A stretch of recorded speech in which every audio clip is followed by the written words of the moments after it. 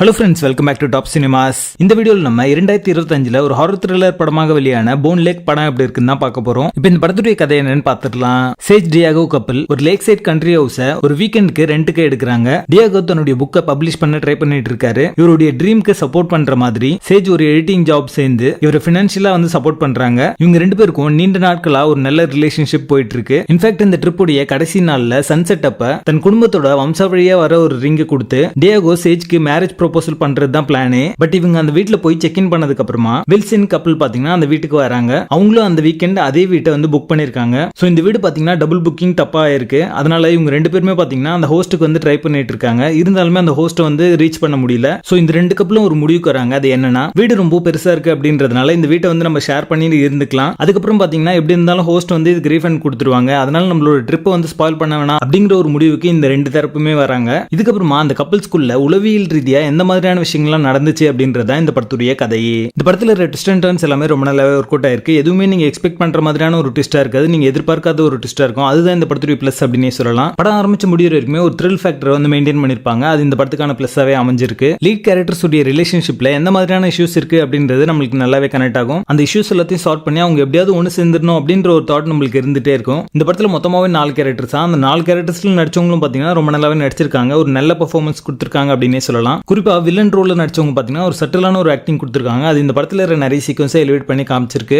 கோரி horror ஃபேன்ஸை satisfy பண்ற மாதிரியான காட்சிகள் நிறையவே இருக்கும். குறிப்பாக படத்துடைய ஆரம்ப காட்சியிலே பாத்தீங்கன்னா பாய்ஸ் எல்லாருமே கதிகலங்கிற மாதிரியான ஒரு சீன் வச்சிருப்பாங்க. அந்த சீனுக்கு அப்புறமே பாத்தீங்கன்னா ஒரு கியூரியாசிட்டி அப்படின்றது கிரியேட் ஆயிடும். சோ இந்த படம் இன்ட்ரெஸ்டிங்கா இருக்கும் அப்படின்ற மாதிரியான ஒரு கியூரியாசிட்டி செட் பண்ணிடுவாங்க. படம் முழுக்க பாத்தீங்கன்னா ஸ்ட்ராங்கான அடல்ட் கண்டென்ட் நிறையவே இருக்கு. படம் ஆரம்பிச்சு முடிகிற வரைக்குமே. சோ இந்த படத்தை நீங்க ஃபேமிலியோட பார்க்கிறதுக்கு வாய்ப்பே இல்ல. மாடர்ன் ரிலேஷன்ஷிப்ல ஒருத்தர் எப்படி ஏமாத்திக்கிறாங்க அப்படிங்கிற மாதிரியான ஒரு டார்க் ட்ரூத்தை இந்த படத்து மூலமா சொல்லியிருப்பாங்க. அதனால எந்த மாதிரியான விளைவுகள்லாம் நடக்குது அப்படின்றதையும் ரொம்ப நல்லாவே சொல்லியிருக்காங்க. படத்துடைய பேசிங் நல்லா இருக்கும். டல் மூமெண்ட்ஸ் எதுவுமே இருக்காது. மொத்தத்துல இது ஒரு நல்ல ஹாரர் த்ரில்லர் படமாக வந்திருக்கு. போன் லேக் படத்துக்கு எங்களோட ரேட்டிங் 6 out of 10.